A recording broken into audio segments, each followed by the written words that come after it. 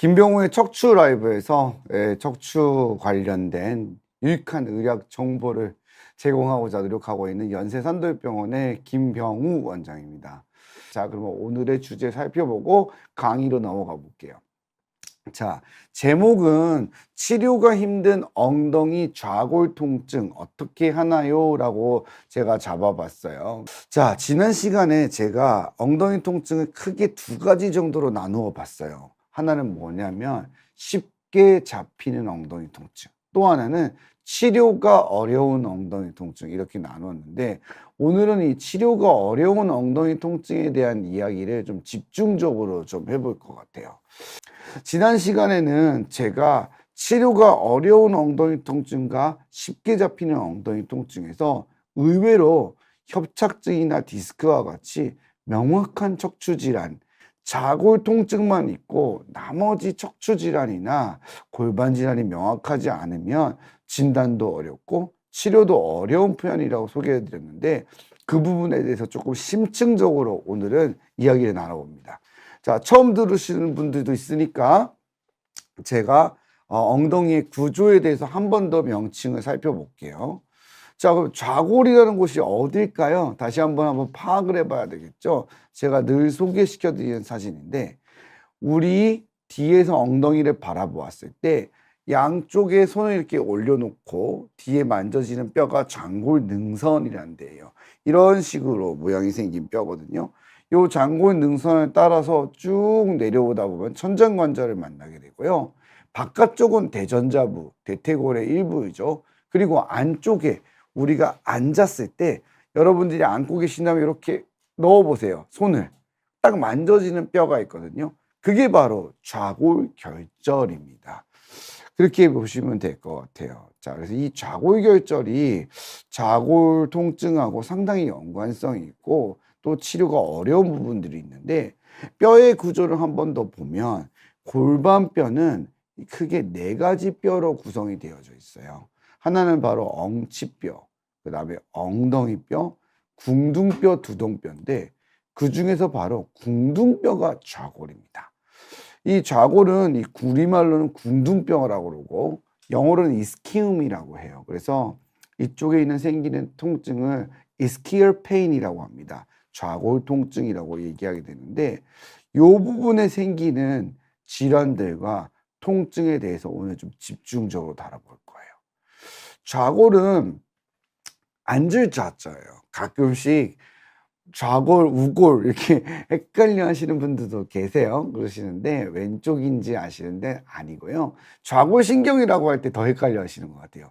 저는 오른쪽 아픈데요 라고 말씀하시는 분도 있어요. 정말로. 앉을 좌자예요. 시팅 본이라고 하는데 골반의 양쪽 아랫부분이 있고 다리에 여러 근육들이 붙고 골반을 지탱하는 인대가 있습니다. 그래서 골반을 제자리에 고정시키고 앉을 때, 쓸 때, 움직일 때 체중을 지탱해 주는 역할을 하는 아주 중요한 뼈 중 하나입니다.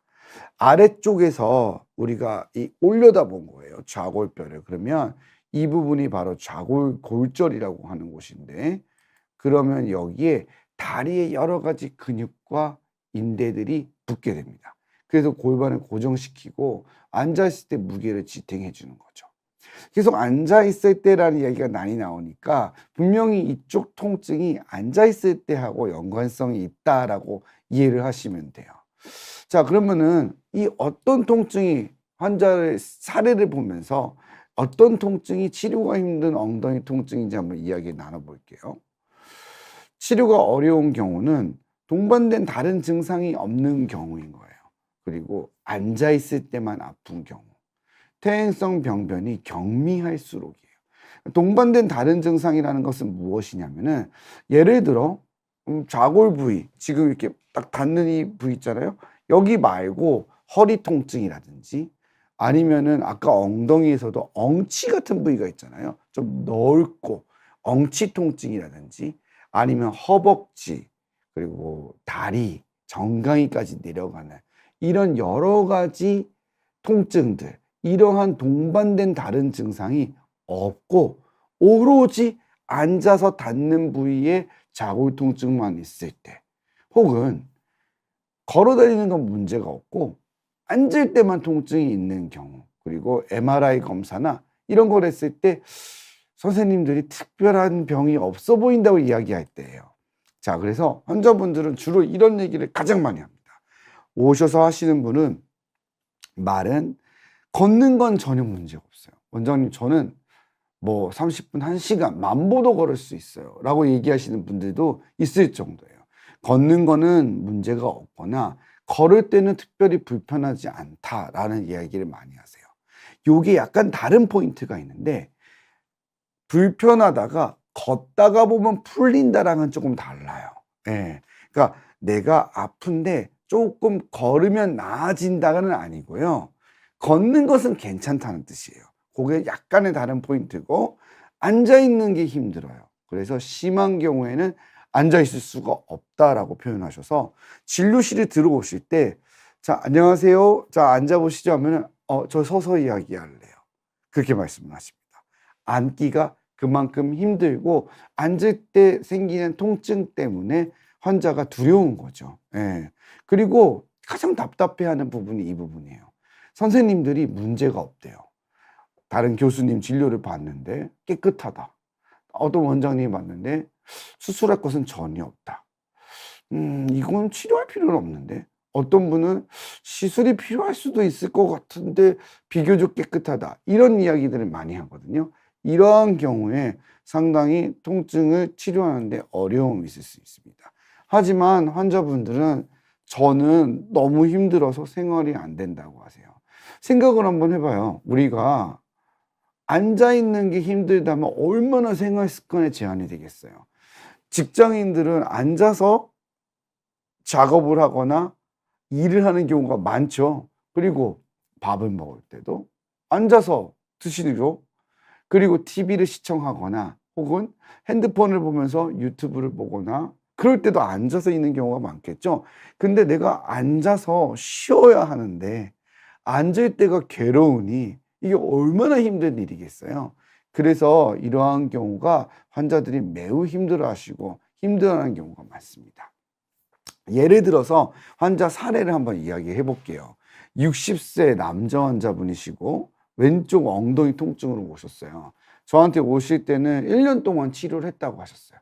그리고 타 병원에서 시술도 받았고 골반 자체의 주사 치료도 받았는데 앉아 있으면 통증이 심한 거예요. 예, 앉기가 힘들어서 운전 같은 거는 굉장히 힘들고, 대중교통을 타고 다니실 때도 앉는 게 힘들어서 그냥 서 계신다고 이야기를 하거든요. 걷는 것은 특별히 문제가 없다. 한번 볼게요. MRI를 보았더니 비교적 굉장히 깨끗한 소견을 보이고 있죠. 이쪽이 등이고 이 검은 부분들이 각각이 디스크인데 특별한 것이 없어요. 전반적인 척추 상태는 매우 양호하죠. 퇴행성 소견은 거의 없는 편이에요. 이럴 때 이제 선생님들이 아무 이상이 없다라고 하는데 이런 말에서 상처를 좀 받으세요. 왜냐하면 아무 이상이 없다고 하면 나보고 꾀병 부리는 거냐라고 이해를 하시고 상처를 받으시는 분들도 정말로 계시는데, 저희가 말하는 아무 이상이 없다는 수술할 병변이 없어 보인다는 말에 가까운 겁니다. 그래서 이런 경우에는 수술적 치료는 해당이 되지 않죠. 단면도를 보아도 보면은 디스크에 약간의 섬유륜 근방에 퇴행성 소견이 있기는 하지만 어떤 탈출증이나 팽윤도 거의 보이지 않고 신경 압박도 잘 없는 편이죠. 디스크의 두께도 이분은 굉장히 두꺼운 편이었고요.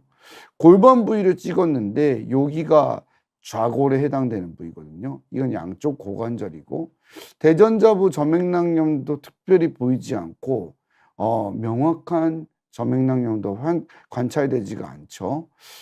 그러면 이 경우에는 경미하게 힘줄겸 소견 정도를 줄 수 있거나 아니면 우리가 비특이적인 소견이라고 판독지에 나가게 되죠. MRI상에서 임상 증상하고는 일치하지 않는 그냥 일부 퇴행성 소견이라고 보면 됩니다.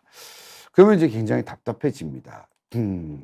그러면 이제 좌골 통증만 있는 경우고요. 명확한 척추 질환이나 골반 질환은 없기 때문에 수술적 치료에도 해당이 되지 않고요.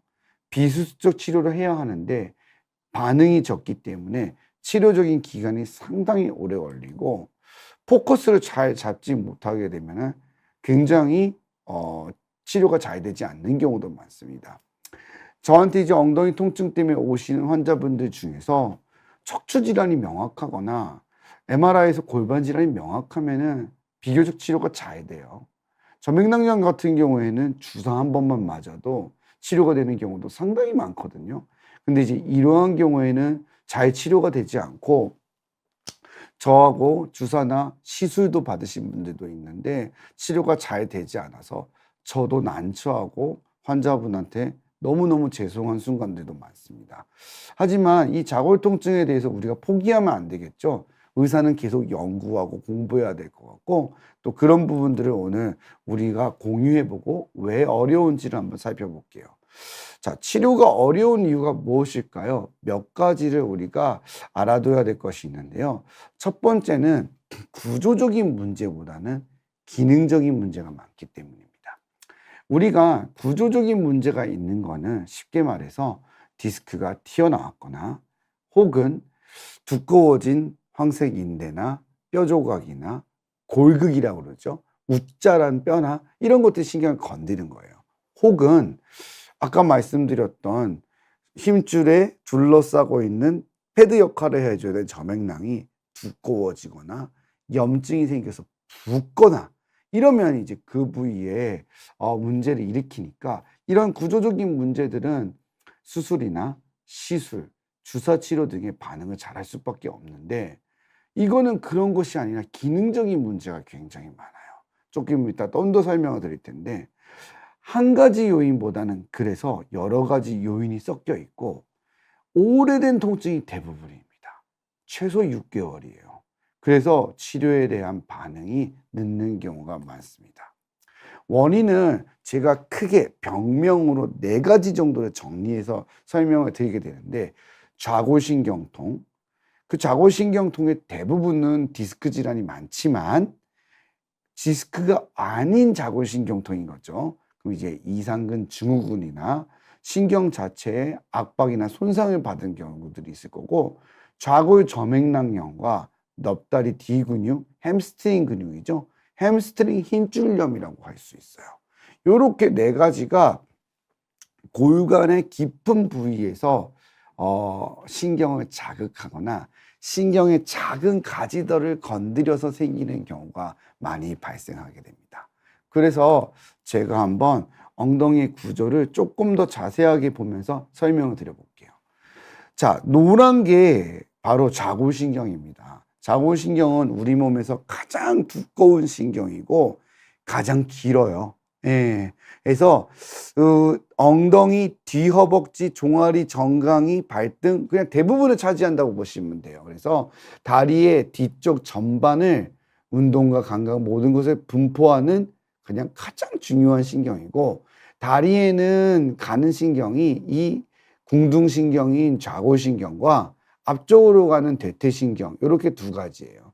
궁둥신경, 좌골신경은 같은 말이고 좌골뼈가 아까 말했잖아요. 우리말로 궁둥뼈라고 얘기했으니까 2가지가 같은 부위라고 보시면 되는데 시작은 이 신경들이 허리에서 시작을 하게 됩니다. 그래서 허리에 있는 4번, 5번 신경 뿌리가 거의 메인 가지를 이루고 엉치 1번 신경 가지도 주로 이루게 돼서 얘네들이 바깥쪽으로 나오면서 이 이상근이라고 하는 근육으로 덮여 있어요. 그래서 이 이상근에서도 좌골신경이 압박을 받을 수 있기 때문에 이상근 증후군이라는 이야기를 하게 되는데 이상근 증후군은 범위가 넓은 의미여서 선생님들마다 어떠한 경우에 이상근 증후군이란 말을 쓰시는 경우는 오늘 이 강의에선 다루지는 않을 텐데요. 광범위하게 나누는 말이라 좌골 통증도 이상근 증후군에서 다루기는 하지만 오늘은 거기보다는 여기 바로 이 부위의 통증에 대해서 집중적으로 다룰 거예요. 근데 이 좌골신경이 바로 이 좌골이라고 하는 뼈 주위를 지나가게 됩니다. 생각해 보세요. 말 자체도 이름이 좌골신경이니까 좌골이라는 뼈하고 당연히 관련성이 있죠. 이때는 우리가 서 있는 상태가 되는데요. 우리가 앉아 있을 때는 이게 달라져요. 쉽게 말해서 서 있을 때는 신경 뿌리가 이렇게 쭉 지나가다가 앉게 되면 어떻게 되죠? 좀 당겨지고 앉으면서 부하가 걸리면서 이 부위에 하중이 지탱하며 신경의 압박이 발생할 수 있는 거예요. 조금 더 이 부위를 자세하게 보면은 우리가 더 명확하게 알 수 있는데, 자골신경이 심플하게 이거 한 가지만 있다면 정말 편하겠죠. 근데 자세히 들여다보면은 훨씬 복잡한 구조를 갖고 있어요. 자, 보시면 여기 보이는 이 두툼한 게 서양 배 모양을 한 바로 이상근이고요. 그다음 여기에 요 뼈 닿는 시팅본이 바로 좌골결절입니다. 여기에 두꺼운 신경, 요게 바로 좌골신경인데요. 그 주변에는 좌골신경뿐만이 아니라 회음부로 가는 신경들과 뒤쪽의 대퇴에 감각을 당반하는 신경까지 여러 가지 신경 가지와 작은 신경 뿌리들이 함께 하고 있습니다. 그러다 보니까 이 그 부분에서 상당히 많은 신경들이 모여 있다고 보시면 돼요. 의외로 굉장히 많은 것들이 분포되어 있어요. 그런데 여기서 그 좌골 부위에는 좌골 저맥낭이라고 하는 게 붙어서 우리 뒤쪽에 가장 중요한 햄스트링 근육이죠. 넙다리 뒤 근육이 모두 가서 붙는다고 보시면 돼요. 그래서 무릎을 구부리고 엉덩이의 익스텐션, 다리를 뒤쪽으로 들어 올리는 동작을 할 때 이 근육들이 함께 붙어갖고 움직임을 관여하게 되는데요. 여기에 있는 이 좌골 주변에 있는 이 저맥낭에 염증이 생기거나 딱딱해지면서 이 부위의 염증이 자골신경을 건드리게 되거나, 혹은 단단해지고 딱딱해진 자골 주위에 있는 인대와 저맥낭이 신경을 포착해 버리게 되면은 이게 통증으로 유발돼서 신경통이 발생할 수 있게 됩니다. 엉덩이 안에는 여러 가지 힘줄과 저맥낭이 있는데, 특히 이 좌골 저맥낭은 가장 깊은 곳에 차지를 하고 있어서 구조적으로 접근하기가 좀 힘든 위치에 있고요. 그리고 MRI 검사상에서도 얕고 작기 때문에 구별이 잘 안 되는 경우가 많아요. 그리고 섬유화가 많이 진행돼서 딱딱하게 굳어버리면은 이것 자체가 굉장히 신경을 많이 건들고, 아까 봤던 주위에 조그마한 신경 가지들도 포착이 되는 경우가 많아서 이 부위의 국소적인 통증을 많이 유발하게 됩니다. 근데 이게 아까 이야기했던 것처럼 가만히 있을 때 통증이 발생을 하는 것이 아니라 앉아 있을 때 그 부위가 당겨져서 생기는 경우가 많아요. 그래서 기능적인 문제가 많게 되는 거고요. 또 힘줄 한 개, 두 개가 문제가 되는 게 아니라 햄스트링 근육 대부분의 힘줄이 거기에 붙게 되고, 다리를 고관절을 유지해 주게 되는 작은 속근육들도 붙어서 이루어지게 되는데, 거기서 발생하는 여러 가지 요인과 만성적인 신경 통증 때문에 생기는 거예요. 그래서 힘줄과 인대의 섬유화와 포착신경병증이 신경병증성 통증을 발생하게 되는 거예요. 그럼 포착신경병증, 이제 제가 영어로 인트랩먼트라고 표현을 해놨는데, 이게 뭐냐면요. 우리가 척추에서도 신경이 압박되고 신경이 눌린다는 이야기를 많이 하잖아요. 디스크나 황색인대가 신경을 누르고 있고 협착증 때문에 신경이 눌려서 아픈 거예요 라고 표현을 많이 하는데, 여기는 기본적으로 구조물이 뼈예요. 뼈이기 때문에 진단과 판단을 내리는 것이 어떻게 보면은 이쪽보다는 유리한 면이 있어요. 척추질환은. 좁아진 것을 다른 부위와 비교해 보면 되고, 좌우를 비교하고, 우리가 경험이 많다 보면 의사가 정상적인 구조물과의 관계를 보면 알 수가 있거든요. 그래서 척추신경과 관련돼서 압박된, 그때는 우리가 인트랩먼트란 말을 안 쓰고 컴프레션 됐다는 말을 써요. 눌리고 있는 신경이라는 뜻이 되는데, 이건 말 그대로 신경 자체 직접적으로 건드리는 게 문제가 돼요. 근데 지금 말하는 포착된다, 인트랩먼트가 된다는 것은 기능적인 압박이기 때문에 상황에 따라서 달라질 수가 있습니다. 쉽게 말해서 이게 엉덩이라고 치면 엉덩이하고 이게 움직임에 따라서 신경이 이쪽에 있을 때는 같이 잘 따라갔다가 요렇게 잘못 걸리면 눌리게 되는 그러한 구조를 갖고 있는 거예요. 그래서 우리가 인트랩먼트가 된다는 얘기를 하고 포착된다고 하게 되는데, 이 자골신경이 앉는 자세를 하게 될 때 주위에 원래는 부드럽고 말캉말캉해야 되는 힘줄과 조직들이 딱딱해지고 굳으면서 섬유화가 되면서 신경을 포착하게 되고요. 그리고 주위에 섬유화가 되고 말썽을 일으키게 된 이 힘줄 자체에서도 생기는 통증이 구별하기 어렵게 되면서 진단과 치료를 방해하게 됩니다. 또 굉장히 천천히 오랜 시간에 걸쳐서 만들어진 경우가 많아서 대부분의 신경병증성 통증으로 내원을 하시게 되기 때문에, 신경병증성 통증은 신경 자체가 병든 경우가 많아서 통증에 대한 관리와 치료가 상당히 어렵게 됩니다. 그러면 이거를 어떻게 치료를 해야 될까요? 이게 굉장히 어렵고 환자마다 개인 차이가 크고 난해한 부분이 있어요. 상당한 시일을 요하게 되는데 크게 두 가지로 나뉘게 됩니다. 첫 번째는 카테터를 이용한 시술을 이용해서 자골신경이 시작되는 기시부를 치료해 주는 거예요. 그러니까 신경 뿌리에 대한 치료가 이루어지는 거죠. 카테터 시술로 성공할 수도 있지만 실패할 가능성도 있습니다. 스테로이드 주사요법이 두 번째는 있어요. 그 부위에 염증이 있다면 거기다가 스테로이드 주사를 이용해서 염증을 줄여주는 거죠. 그 다음에는 프롤로와 하이드로 다이섹션이라고 제가 표현을 해놨는데, 프롤로의 일종인데 이런 포도당 수액을 이용해서 주위에 있는 인대와 두꺼워지고 딱딱해진 인대 주위를 볼륨을 올려주고 부드럽게 만들어주는 거예요. 그리고 여기에 특화되어져 있는 운동재활과 물리치료를 꾸준하게 반드시 병행해 줘야 됩니다.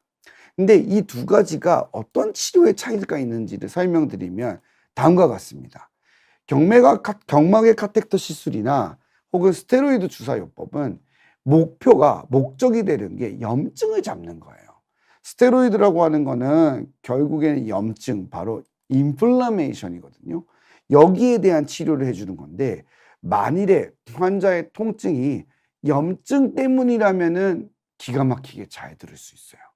하지만 염증이 아니고 포착된 신경 때문에, 단단해진 섬유화된 조직 때문에 신경이 포착돼서 생긴 거라면은 스테로이드 주사에 넣으면 오히려 악화되는 경우도 생길 수 있게 됩니다. 왜냐하면은 결국에 스테로이드 주사가 들어가게 되면은 주위의 환경이 바뀌고 딱딱해지고 볼륨이 감소하게 되는데, 결국에는 그래도 1번은 염증으로 보는 경향이 강해서 이러한 주사를 많이 맞게 됩니다. 그래서 이 포착된 신경에 대한 치료가 이루어져야 되는 상황에서 그냥 항염증성 치료가 돼서 이 염태행성 염증에 대한 치료가 더 많이 선행되는 경우가 있어요. 또 두 번째는, 그러면 이게 아니라 이렇게 포착된 신경의 인트랩먼트에 대한 치료만 잘해주면 되느냐? 근데 또 요것도 상황에 따라서는 포착된 신경 자체가 염증을 일으켜가지고 효과가 없는 경우도 역으로 발생을 할 수가 있어요. 이거를 제가 알기 쉽게 설명을 드리면 다음과 같아요. 자, 우리 손에 염증이 생겨서 일을 많이 하고 아니면 뭐 만지작거리든지 어쨌든 염증이 생겼어요. 그러면은 손이 까지게 되죠. 손을 많이 사용했으니까. 그러면 부르트면서 아파요. 너무 아프죠. 닿기만 해도 만질 수가 없고 손을 쥘 수가 없고. 자, 그러면 손에 염증이 생겼는데 이때는 바로 염증에 대한 치료를 해줘야 되니까 스테로이드 주사나 혹은 범위가 넓으면 시술 등을 통해 가지고 이 부분을 치료해주면 염증이 확 가라앉을 수 있겠죠. 그러면 어떻죠? 낫는 거예요. 근데 이게 만일에 제대로 치료가 되지 않은 상황에서 혹은 처음에는 경미하다고 환자가 느꼈으니까 이 정도의 염증성 반응에서는 크게 치료를 받지 않은 상태에서 이거를 놔두게 되면은 스스로 힐링을 하겠죠. 자연 치유를 하면서. 그러면 굳은 살이 생기게 돼요. 유착이 발생하는 거죠. 근데 이 굳은 살이 주위에 있는 신경을 건드리게 되는 거예요. 근데 얘가 건드리다 보면은 계속 이것 때문에 아픈 거죠. 근데 이때는 스테로이드 주사가 들어가면은 이미 굳어버린 살이기 때문에 효과가 없어요. 악화되기도 합니다. 근데 이때는 이제 어떻게 치료를 해야 되냐면 프롤로나 하이드로 다이섹션 같은 거라서 주위를 부드럽게 만들어 줘야 되겠죠. 그래서 이제 치료를 해 줘야 되는데 그렇게 만드는 과정 중에 그걸 많이 치료를 하지 않았어요. 그러면 이제 이게 이 굳은 살이 또 계속 신경을 건드리다 보면 어떻게 되죠? 또 염증이 발생을 하게 되는 거예요. 그러면 그때는 스테로이드 주사를 놔야 되는데 만약 그 순간에 판단을 잘못해 갖고 또 프롤로나 하이드로 다이섹션을 하게 되면 효과가 없는 거죠. 이거를 이제 MRI나 이런 이미징 검사를 통해 가서 진단을 좀 용이하게 해 주면 좋은데 척추 협착증이나 디스크와는 다르게 굉장히 영상적으로 진단을 하기가 어렵고 모호한 경우가 많이 발생을 해요. 그래서 이 타이밍을 잘못 맞추어서 치료가 잘 선행되지 못하는 경우가 생기게 되면은 이 치료를 해도 효과가 없고 저 치료를 해도 효과가 없는 경우가 발생하게 돼서 환자가 꾸준하게 치료를 못하고 의사에 대한 신뢰도도 떨어지게 되면서 치료가 중단되고 그러면 그 굳은 살은 또 두꺼워지고 또 신경을 건드리고 염증이 생기고 또 두꺼워지고 이 악순환을 돌면서 만성 신경병증을 만들게 되는 겁니다. 그래서 복합적이고 포괄적인 치료를 꾸준하게 하는 것이 굉장히 중요해요. 상당한 시일이 걸리는 통증이라고 보면 됩니다. 그럼 이거 왜 생기는 걸까요? 예, 생기고 싶지 않은 이러한 통증이 가장 큰 건 장시간 앉아서 생활하는 습관입니다. 그리고 노화로 인해서 신체적인 변화가 생겨서 섬유질의 비율이 바뀌니까 예전에는 섬유질 자체가 수분을 많이 머금고 있는 섬유질이었는데 그 구성 비율이 바뀌면서 단단하고 딱딱해지는 거죠. 그리고 운동이 부족하거나 혹은 잘못된 운동 습관인 거예요. 이 질병을 예방하기 위해서는 엉덩이 자체의 그 속근육까지 잘 사용할 수 있는 스트레칭과 근력 운동이 상당히 중요한데 우리가 일반적으로는 걷기만 하세요. 예. 걷기만 하시니까 걷는 걸로는 악화될 수가 있어요. 왜냐하면 걷기만 하면은 충분하게 좌골결절까지 닿는 근육을 충분히 쓸 수가 없고요. 거기에 있는 데까지 전달력이 낮기 때문에 걷게 되면 소모가 됩니다. 또 두 번째는 걷기만 하게 되면은 그 부위가 단단해지고 오히려 근육의 볼륨이 감소화돼서 악화가 될 수가 있는 경우가 발생하는 거예요. 그것도 오히려 운동을 하려고 했다가 반복적으로 잘못 사용한 경우가 돼서 통증을 유발하게 되는 거죠. 그래서 이러한 경우에는 제가 운동에서는 가장 좋은 걸 설명드리는 거는 어찌 보면 달리기입니다. 예. 달리기는 걷는 운동하고의 걷기하고의 차이점이 이 좌골결절에 있는 부위까지 충분히 이완과 스트레칭을 시켜주고 자극을 줄 수 있어요. 그래서 달리기 같은 경우에는 이러한 것이 효과적으로 전달될 수 있는데 나이가 어느 정도 일정 이상 진행되게 되면은 달리기도 굉장히 힘든 상태가 되세요. 왜냐하면 이 무릎 관절염도 있고요. 심폐 기능도 떨리게 되면 전문 사람이 아니고서는 달리기도 엄두가 안 나는 운동이기 때문이거든요. 그래서 이 좌골 통증은 생기기 전에 빨리빨리 치료를 해서 예방을 해주는 것이 굉장히 중요합니다. 정리를 해볼게요. 좌골 통증 중에서도 엉덩이에 좌골에 국한된 통증이 치료가 어렵다는 것을 기억해 두시고 만약 그러한 경향이 있으면 처음부터 빨리 치료를 해주는 것이 좋습니다. 그래서 혈류도 개선시켜주고 염증 반응이 있을 때 빨리 치료를 해줘서 딱딱해지고 굳어지는 것을 방지하는 것이 좋고요. 의외로 척추 질환의 기여도가 크면은 경과가 좋은 편이기 때문에 덜 걱정하셔도 됩니다. 그리고 여러분들이 정할 부분은 아니지만 내가 왜 이 주사 저 주사 맞아도 효과가 없느냐? 바로 염증과 포차, 인플라메이션과 인트랩먼트에 대한 치료가 잘 이루어지지 않았기 때문이에요. 그래서 통증이 어느 정도 이상 발생돼서 신경병증성 통증까지 진행이 돼 버렸을 때는 인내심을 갖고 조금 더 꾸준하게 치료를 해주는 것이 중요합니다. 이 부분까지 기억을 해 두시면 좋을 것 같아요.